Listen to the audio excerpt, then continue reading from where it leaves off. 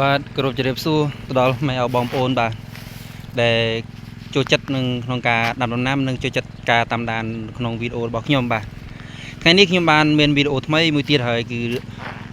វីដេអូនេះគឺចង់និយាយប្រាប់បងប្អូនអំពីការគុណសម្បត្តិនៅក្នុងការក្រាកស៊ូដាំដំណាំបាទដោយបងប្អូនឃើញក្នុងវីដេអូនេះអញ្ចឹងនេះគឺជារោងចាស់បាទរោងនេះគឺខ្ញុំដាំដំណាំបាន4សារក្នុងនេះហើយបងប្អូនបាទចំណែករោងនីមួយគឺខ្ញុំដាំបន្លែម្ដងគឺដាំឆ្លាស់គ្នាបាទដូចបងប្អូនបានឃើញក្នុងវីដេអូអញ្ចឹងបាទ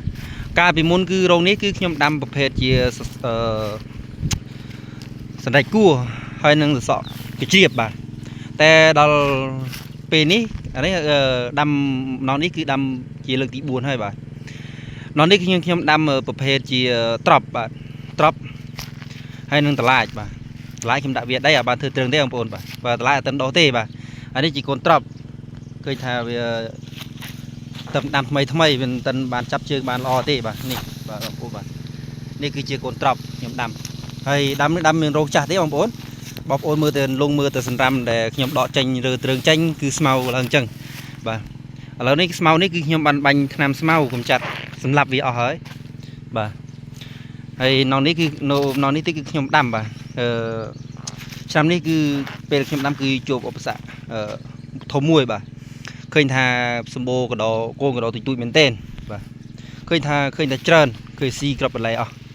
ប៉ុន្តែមិនធ្វើទេខ្ញុំក៏ជំនះនៅក្នុងការដាំដែរនៅនេះខ្ញុំដាំលើកទី2ហើយបាទដាំ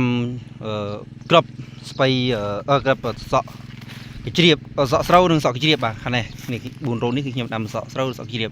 ចំណែករោងខាងនោះគឺខ្ញុំដាំប្រភេទជាត្រប់បាទហើយវីដេអូនេះគឺចង់បង្ហាញបងប្អូនថាអត្ថប្រយោជន៍នៅក្នុងការក្រាកស៊ូ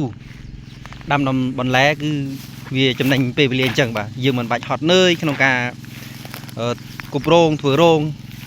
លើកជើងលើអីទេបងប្អូនគឺយើងធ្វើតែម្ដង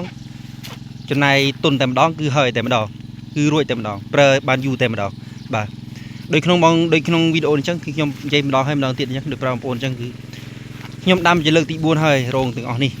បាទគឺខ្ញុំបញ្ចូលទឹកបញ្ចូលជីតាមតំណក់ទឹកបញ្ចូលកបោសម្រាប់មេរោគអស់ម្សាអញ្ចឹងបងប្អូនដើម្បីវាសម្រាប់ពួកមេរោគផ្សិតបាទហើយខ្ញុំក៏ចាប់ផ្ដើមបញ្ចូលជីសាថ្មីហើយក៏ចាប់ដើមដាំគ្រាប់នេះគឺខ្ញុំបានរយៈពេល2ថ្ងៃ2ទៅ3ថ្ងៃហើយឃើញថាកូនបន្លែកូនតសក់របស់ខ្ញុំគឺចាប់ផ្ដើម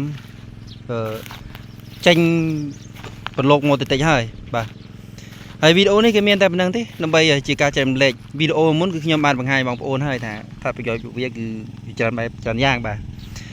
ហើយវីដេអូនេះគឺចង់បង្ហាញប្រាប់បងប្អូនគឺអញ្ចឹងឯងគឺឲ្យបងប្អូនបានឃើញបានដឹងថាយើងក្រាកស៊ូដាំដំណាំអញ្ចឹងគឺទទួលបានថាប្រយោជន៍ច្រើនហើយការគ្រប់គ្រងស្មៅក៏ងាយស្រួលបាទដូចបងប្អូនឃើញអញ្ចឹងដោះអស់បាញ់ដកត្រឹងដកអីអស់គឺបាញ់ក្នុងស្មៅគឺងាប់ល្អតែម្ដងនេះតែមួយសប្តាហ៍ទៀតគឺអស់ចេញតែម្ដងពេលដែលបន្លែយើងដំណាំយើងចេញមកគឺអត់មានស្មៅអស់ហើយបាទហើយវីដេអូក៏មានតែប៉ុណ្្នឹងទេបើមានការខុសឆ្គងត្រង់ចំណុចណាមួយក៏សូមបងប្អូនអធិស្ឋានរូបខ្ញុំផងដែរបាទសូមអរគុណសូមជម្រាបលាវីដេអូគឺចាប់តែប៉ុណ្្នឹងបាទ